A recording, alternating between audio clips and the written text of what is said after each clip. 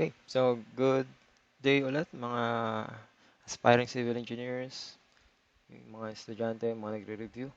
So this is continuation nung last video na ginawa ko, which is yung pressure of fluid at rest part 1. So nandun yung introduction, yung mga basic concept dito sa pressure of fluid at rest.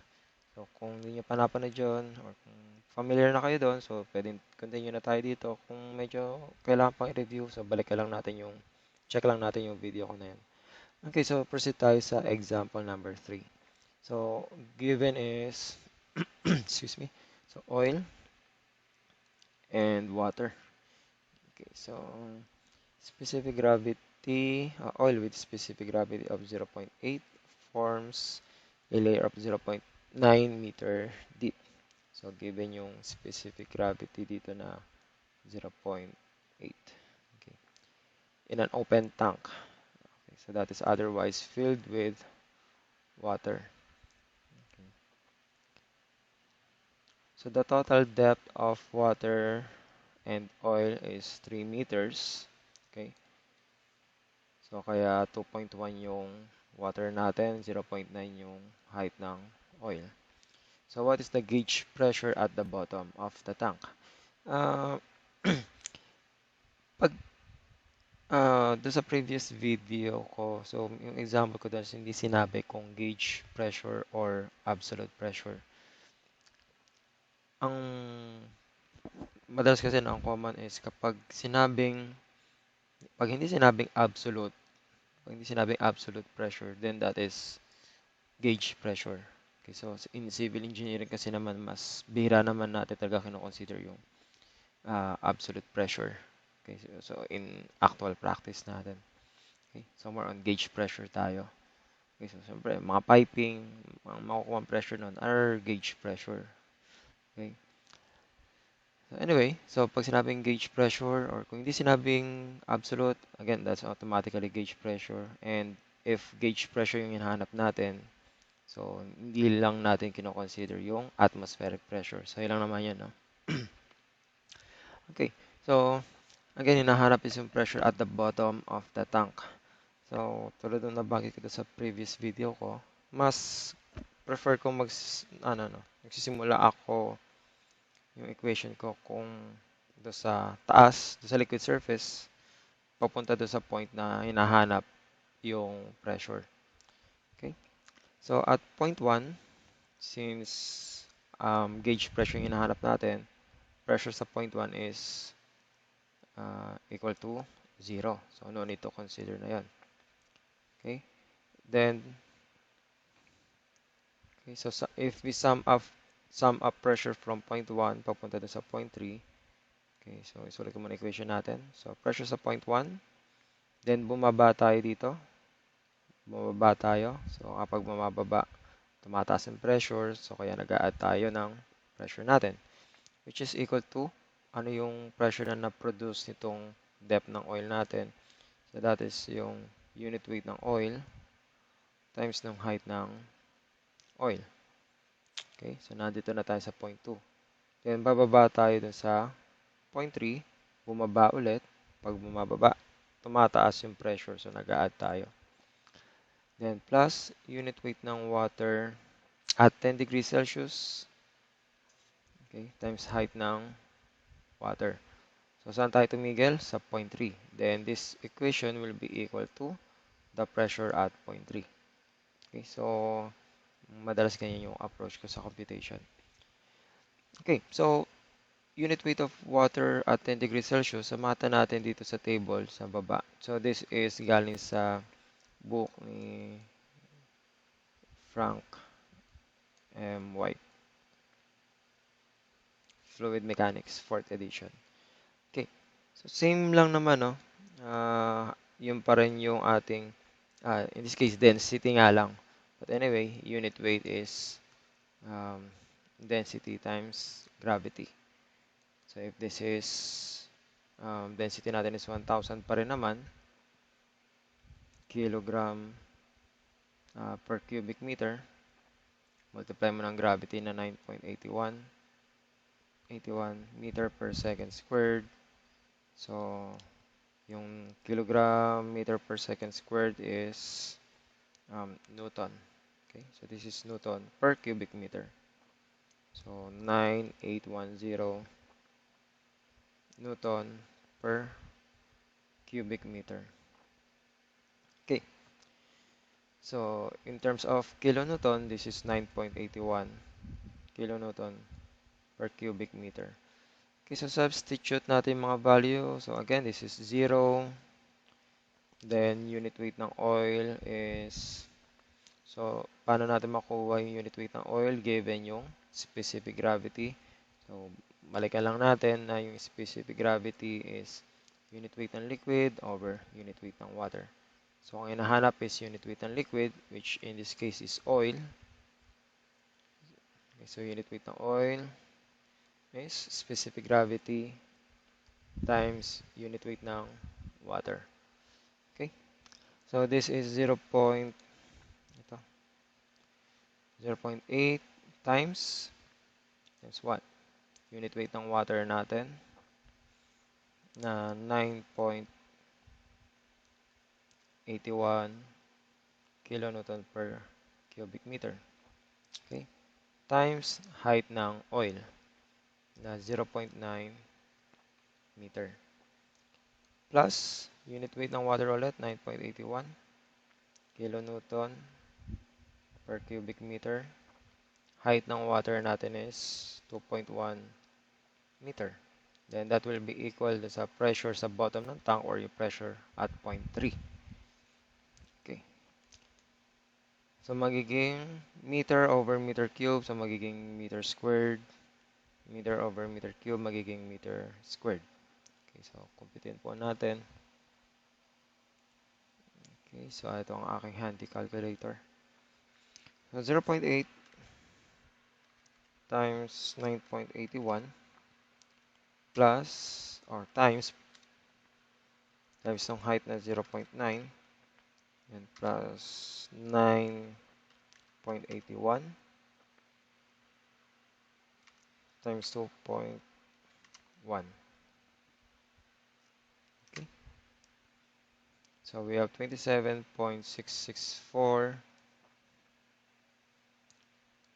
So pressure natin, oops, gawin ko ng blue. Pressure natin sa point 3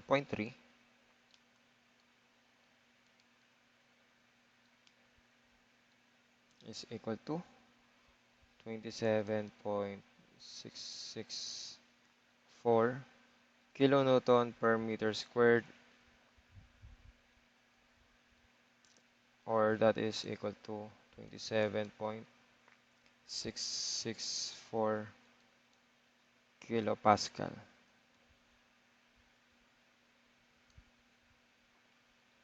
Okay.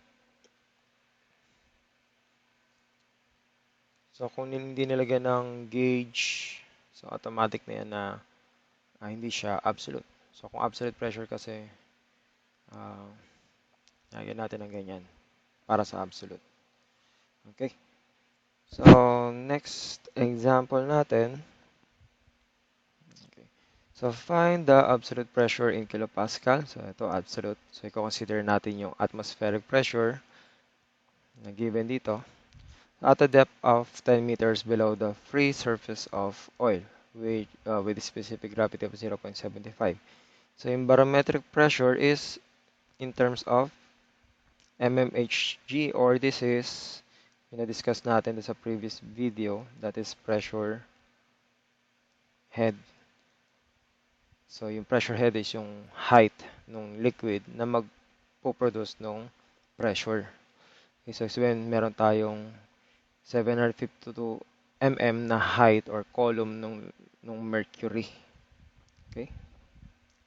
So yung equivalent ng natin, atmospheric pressure. Okay. So drawing lang natin. Meron daw tayong oil. Ito yung, let's say, yung surface ng oil natin. Then may given na atmospheric pressure na 752 mmHg. Then, hinahanap is yung pressure at a point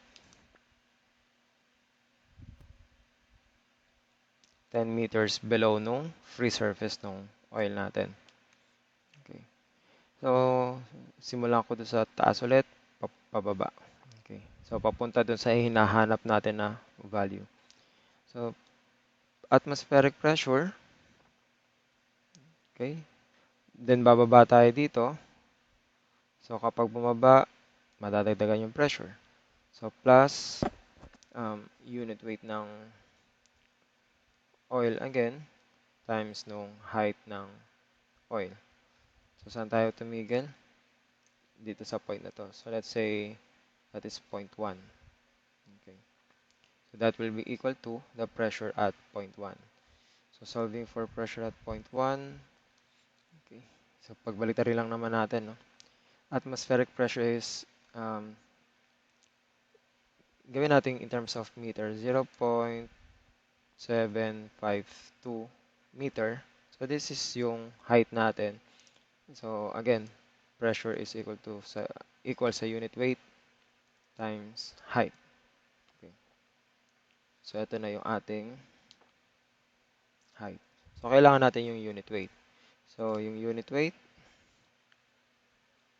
is equal sa specific gravity nung liquid times sa unit weight ng water. Okay? So again, ulitin ko lang na yung specific gravity ng liquid is unit weight ng liquid over unit weight ng water. Okay, so kaya itinas lang natin ito doon. Then we can solve for unit weight ng yung liquid natin. So, standard value na ginagamit natin sa specific gravity ng mercury is 13.6. So, sa internet, pag sinearch natin, 13.633. So, ito na lang yung gamitin natin. Okay? So, again, pressure is unit weight times height. So, ito na yung height gauge natin. Then, times the unit weight, which is equal to specific gravity, 13.6 times unit weight ng water na 9.81 kilonewton per cubic meter. Okay? Again, ito yung ating unit weight ng mercury. Tama, unit weight ng mercury kasi ang pressure, atmospheric pressure natin is in terms of pressure head ng mercury. Okay. Then, plus natin yung gamma unit weight times height. Okay na. Yung sa oil naman. So, unit weight ng oil is 0.75 times unit weight ng water na 9.81 kilonewton per cubic meter. So, again, this is equal sa unit weight ng oil. Then, multiply natin ang height. That is 10 equal to 10 meters. Okay. So, we can now solve this equation. Okay. We have 0.752 times 13.6 times 9.81 plus 0.75 times 9.81 times 10 meters. Okay. So, anong unit natin? So, kaya importante rin na na sinusunod natin yung mga units para madali natin malalaman. Kung hindi natin kabisado, madali natin ma-determine kung ano yung magiging final na unit natin or unit ng final answer. So, specific gravity, walang unit yan. Meter over meter cube is magiging meter squared. Meter over meter cube sa magiging squared. So, ang unit natin is kilonewton per meter squared. So, ganun din naman dito. Kilonewton per meter squared. So, pwede natin silang i-add. Okay?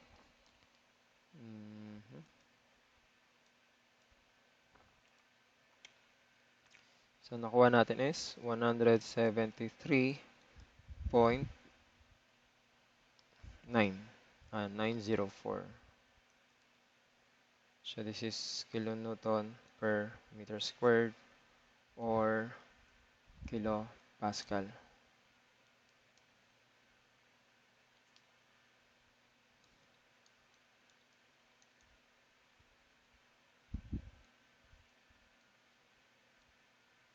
Absolute. Okay? So, lagyan ko dito ng absolute. Okay, so para clear lang tayo.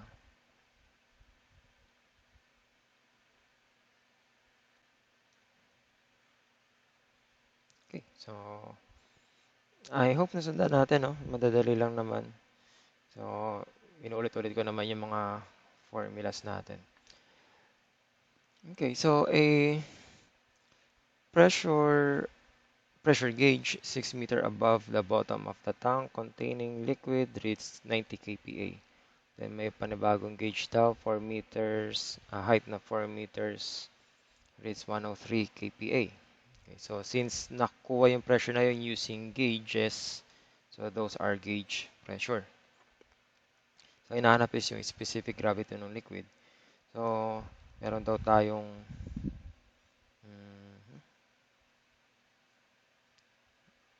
okay, so meron tayong container.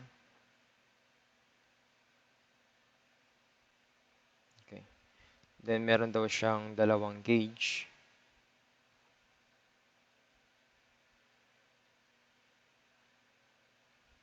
Okay. Then meron din sa pang gauge na sa mas mataas. Okay. Then meron daw tayong meron siyang liquid. Okay. So sabi doon, 6 meter above the bottom of the tank. Yung isa naman is 4 meter. So let's say ito yung 4 meters.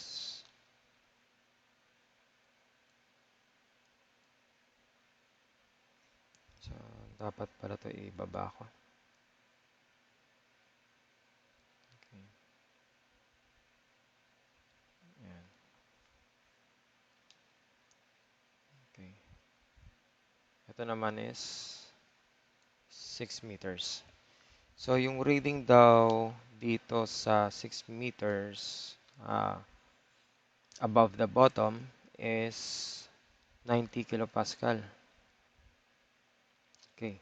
While yung isang gauge na mas mababa, 4 meters from bottom is 103. Okay. So tama naman no, na habang bumababa nga tayo, mas lumalaki yung pressure kaya mas malaki yung nakuha natin yung given dito. Okay, so yung difference nung height natin is 2 meters. Okay. This is 2 meters. So paano natin sinosolve yung ganitong problem? Okay. So alam natin yung pressure dito, which is 90 kPa. Alam natin yung pressure dito, which is 103 kPa. So simulan ko sa taas, pababa. Okay. So pressure, let's say this is 0.1, this is 0.2. So pressure sa 0.1, okay, so gauge pressure na pinag-usapan natin, no? Then from 0.1, bababa tayo sa 0.2. So madadagdagan yung ating pressure. Anong madadagdag na pressure? Unit weight ng liquid times nung height ng liquid. Or yung change in height natin, which is 2 meters. Saan tayo tumigil? Sa 0.2. Then this equation will be equal to yung pressure natin sa 0.2. Okay. So, given yung pressure sa 0.1, given yung pressure sa 0.2, meron tayong height, change in height natin. Okay. So, eto na lang yung hinahanap. Okay. So, i-rearrange lang natin. So, unit weight ng liquid is equal to pressure sa 0.2, transpose natin sa kabilang side, minus pressure sa 0.1. Okay. Then, move ko lang muna to. Okay. So, i-rewrite na lang muna natin height ng liquid. So, yan ang equation natin. Okay. ang hinahanap pala is, hindi pala unit weight, no? Ang hinahanap is specific gravity. So, paano ba natin nakukuha yung unit weight ng liquid? So, again, galing to sa previous nga natin. Okay. So, galing dito sa equation na to, specific gravity is unit weight ng liquid over unit weight ng water. So, unit weight ng liquid is yung product nitong dalawa. Specific gravity ng liquid times unit weight ng water. Okay, so substitute na natin dito. Okay, so this term will be equal to specific gravity ng liquid times unit weight ng water, which is meron tayong value. And this is equal to, pressure sa point 2 is 103 kPa minus pressure sa point 1 na 90 kPa. Then, divide natin ng, ito no, ibababa lang natin dito. Height ng liquid natin is 2 meters. Okay. So, ito pala, pwede na rin natin itong ibaba dito sa denominator. Okay, so, ibaba natin to. Oops, hindi nasama. Okay, so, ibababa na natin to. Hindi nasama tong. Tingnan ko lang. So, ibababa na natin siya dito. Okay. Then, etong unit weight ng water again is 9.81 kilonewton per cubic meter. Okay. So, dito ko na lang siya isulat. Okay. So, again, this one is equal to 9.81 kilonewton per cubic meter. Okay. So, we can now solve for ating specific gravity. Kunin ko lang yung calculator. So, 103 minus 90 then over 2 times 9.81. Okay. So, 0.663. So, tama ba yun na i-type ko? Okay, so mukhang tama naman. Okay, so anong unit natin? Okay. So, again, itong dalawa na to, so pag pinagsama natin, ang unit niyan is kilonewton per meter squared. Okay? Then dito, meron tayong meter. Then dito, meron tayong over meter cube. So, meter mas ito magiging squared. So, kilonewton per meter squared din. So, pwede na rin itong makancel. Over meter squared, meter squared. So, yung specific gravity natin is walang unit. Walang units. Okay, so yung final answer is 0.663.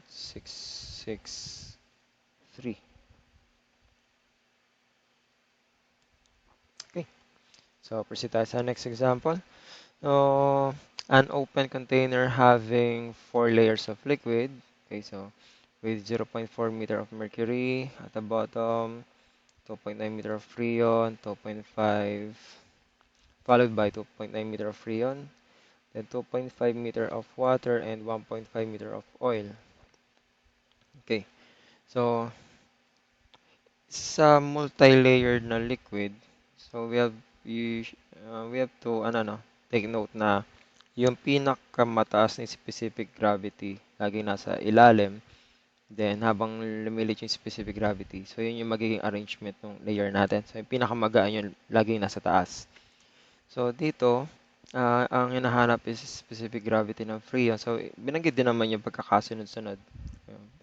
But what I mean is, minsan sinasabi lang yung mga liquids, hindi sinasabi ano yung nasa ilalim, ano yung nasa gitna, ano yung nasa taas. Kung given lahat ng specific gravity, then i-arrange natin siya based na sa specific gravity. So kung hindi given yung specific gravity nung isa, katulad dito sa problem natin, itong freon, so kailangan i-specify sa problem kung saan saang layer siya napunta or in between siya ng anong liquids. Okay?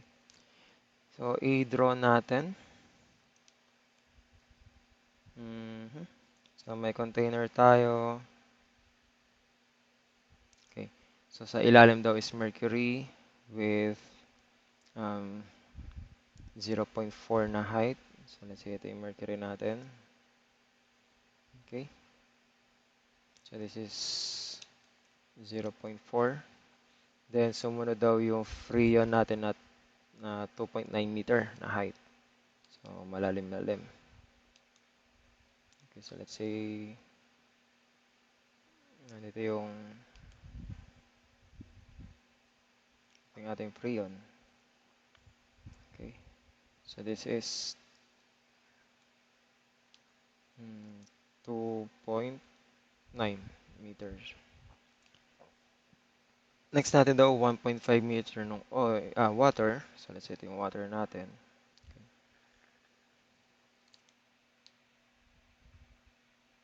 Okay. Then, pinakataas, 2.5 pala yung water natin. Then, 1.5 yung oil. So, let's say ito yung ating oil. So, 2.5, then this is 1.5 meters yung height. Okay. So, given yung, excuse me, yung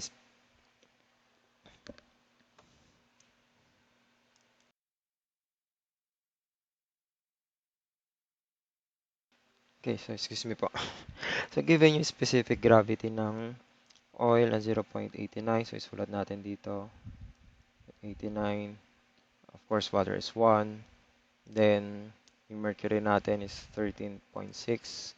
So, unknown nga yung specific gravity ng freon. Okay. So, if atmospheric pressure is 101.03, okay, so meron daw atmospheric pressure dito, 101.03 kilopascal. Okay. And the absolute pressure at the bottom of the tank is, so dito sa pinakailalim, pressure daw is equal sa 231.3 kilopascal. So again, hinahanap nga yung specific gravity ng freon. Okay. So tulad nung lagi kong ginagawa, sisimula ako sa taas, pababa. And of course, pwede naman from bottom going up yung solution natin.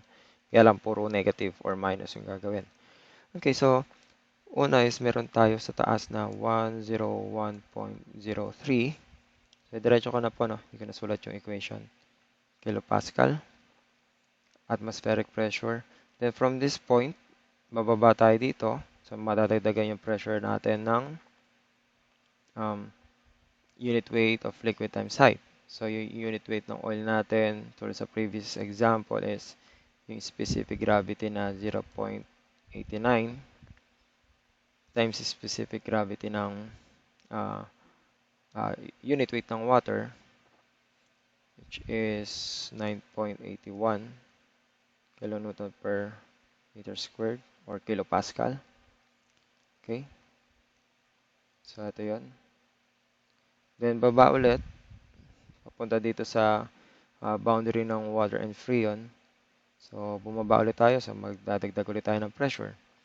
So, that is equal to 9.81 kilonewton per cubic meter. Ay, sorry. So, this is ano pa lang pala. Okay. So, this is unit weight ng oil. So, kailangan pa natin yung height ng oil na 1.5 meters. Okay? So, again, galing dito, pababa, madadagdagan na naman yung pressure. So, 9.81 unit weight ng water, kilonewton per cubic meter, multiplied by height ng water natin na 2.5. Okay? Then galing doon, bababa tayo, papunta dito. So, dito ko na lang iduktong. Bababa, dadagdagan yung pressure. So, plus, yung specific gravity ng Freon times unit weight ng water na 9.81 kilonewton per cubic meter. So, ito pa lang, again, ito pa lang yung unit weight ng Freon natin. So, multiplied by height na 2.9 meters. Okay? So, nandito na tayo. Bababa lang ulit. Pag bumaba, mag-a-add ng pressure. So, yung unit weight nung mercury is specific gravity 13.6 times unit weight ng water na 9.81 kilonewton per cubic meter. Multiplied by its height at 0.4 meter. So, saan tayo nag-stop? Dito sa ilalim. So, etong equation natin na to will be equal to 231.3 kilopascal. Okay. So, lahat ng itong mga to is so this is cubic meter. Okay, pero since may meter dito, so magiging squared na nga lang. So magiging square na lang to. Okay, so lahat ng units natin. Meter, magiging over meter squared. Okay, so lahat sila actually is naka-kilopascal na. Okay, so isolve natin sa calculator. So hindi na allowed ang shift solve next board exam daw. Okay, so hindi natin gamitan ng shift solve. Paano natin ilalagay sa calculator? So, simplify lang. Ang hinahanap natin is etong specific gravity ng ating Freon. So, lahat ng terms ilipat natin dun sa kabilang side. Except dito sa specific gravity ng Freon. Okay. So, unahin natin to. 231.3.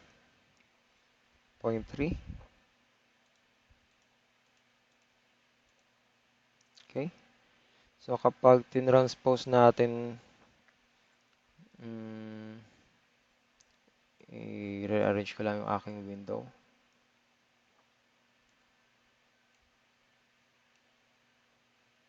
Okay.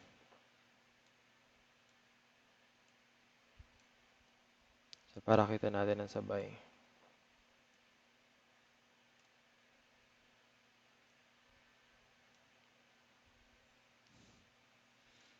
Okay. So, nasa okay na tayo dito. Nailagay ko na to sa calculator. 231.3. Ima-minus natin to. Transpose natin yun sa kabilang side sa magiging minus. So, minus 101.3 0.03. Okay. Then, ima-minus din natin to.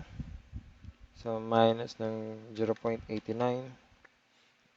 times 9.81 times 1.5. Okay. So, okay na rin to. Next naman natin itong water. Transpose natin sa magiging negative din. Minus 9.81 times natin ng 2.5. Okay. Then, isunod natin itong sa mercury natin. So, minus ng 13.6 times 9.81 times height na 0.4. Okay, so equals muna natin. Okay. So, yung ating specific gravity ng Freon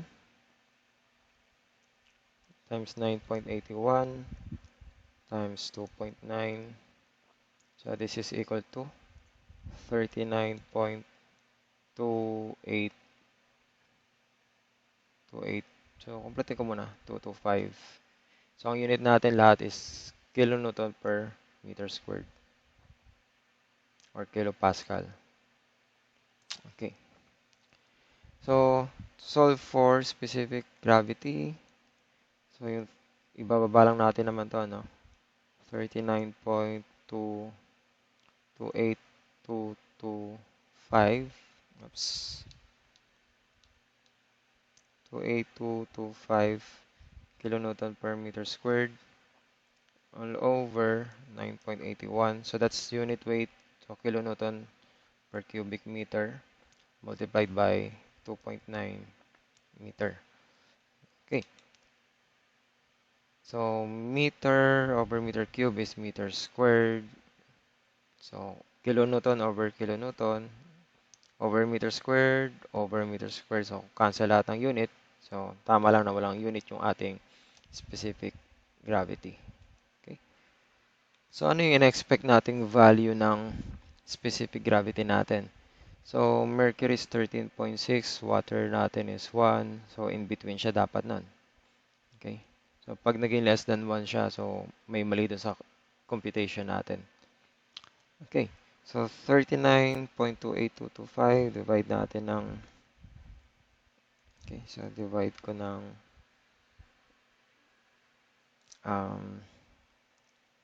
para sure lang, 9.81 and 2.9.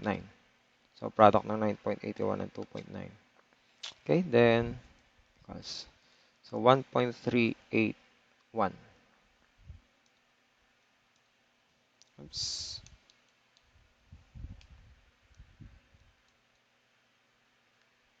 So again, wala siyang unit.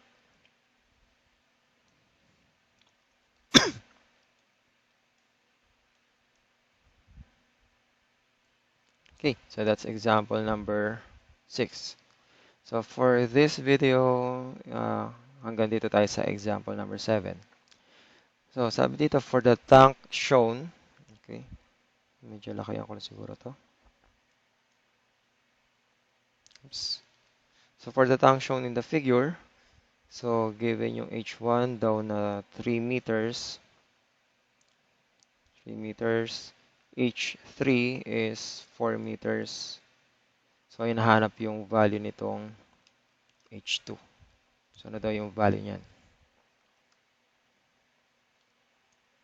Okay.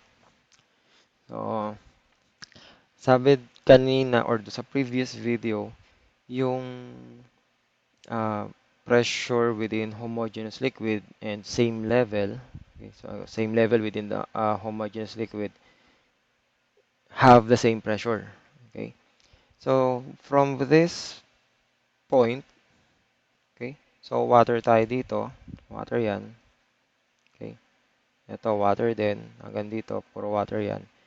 So, sabihin, from this point, pupunta tayo sa kabilang side na same elevation, okay, dito, they have the same pressure kasi same elevation sila, then homogeneous yung liquid na dinaanan natin. Okay.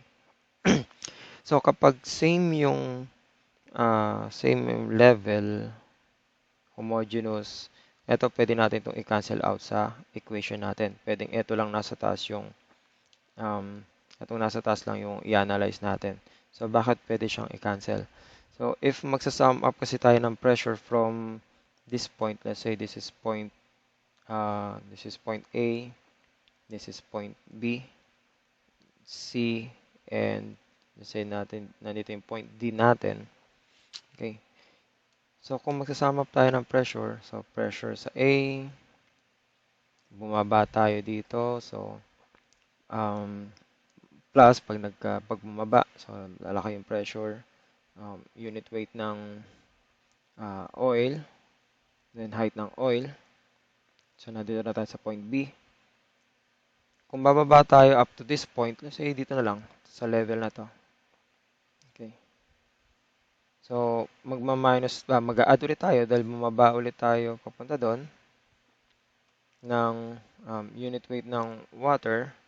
Then, kung ano mang height to, let's say H, halimbawa lang, no? Let's say Y na lang, times Y. Okay. So, pag lumipat tayo sa kabila, same level, same pressure. So, ano yung pressure dito? Hindi yung pressure dito sa kabilang side. So, pwede tayong lumipat. Hindi tayo nagbago ng elevation. So, hindi nadagdagan or nabawasan yung pressure. So, kung tataas tayo dito, pag tumaas, nabawasan yung pressure, so nagma-minus tayo. So, ano yung nawalang pressure? Unit weight pa rin ng water pa rin naman yan. And yung height na itinaas natin is yung y pa rin. Okay, then from point C, pupunta doon sa point D, magma-minus tayo ulit. Okay, dahil tumaas ulit tayo. Unit weight pa rin ng water yan, dinaanan natin. Then, let's say this is height Z times nung Z. So, saan equal tong equation natin? Saan tayo tumigil? Dito sa point D. Okay, so that is equal to pressure sa point D. So, if this is gauge pressure ang pinag-uusapan natin, okay, then pwede nating i-cancel out na tong pressure sa A and pressure sa D since exposed na siya dun sa atmosphere. And mata natin na makakancel lang sa equation natin yung dinaanan nating homogeneous liquid na same level. Okay, so basta same level, homogeneous liquid, i-cancel na kagad natin yan sa equation natin. So, pwedeng ito na lang i-analyze natin. So, alam natin na yung pressure sa same level nga sila, no? So, yung pressure sa point B is equal dun sa pressure sa point C. Ano yung nag-cause ng pressure sa point B? Yung height ng oil na to. So, paano natin makakuha yan? So, again, pressure is unit weight ng oil times nung height ng oil. So, that is equal to yung pressure sa point C natin, unit weight ng water, times nung height Z natin, which is equal to, yung Z is itong 4 meters. Okay, so 4 meters minus nitong nasa baba na 3 meters. So minus 3 or that is 1 meter. Okay. So hinahanap yung value ng H2. Okay, or yung height ng oil. Ito yung hinahanap natin. So solving for height ng oil. So this is equal to unit weight ng water times 1 meter over, ano yung unit weight ng oil? Okay, so again, unit weight ng liquid is yung specific gravity ng liquid times unit weight ng water. Galing yan sa, so ulitin ko lang ulit, na yung specific gravity ng liquid is yung ratio ng unit weight ng liquid over the unit weight of water. So, kaya natin ito nakuha. So, palitan na natin yung unit weight ng oil. Okay. So, gagawin natin yung specific gravity ng oil. Okay. Times unit weight ng water. So, pwede ko nang i-cancel to. Okay. So, that is 1 meter over the specific gravity ng oil na equal to sa 0.84. Okay. So, we can now solve for H2. So, that is 1 over 0.84. So, meron tayong 1.19. Okay.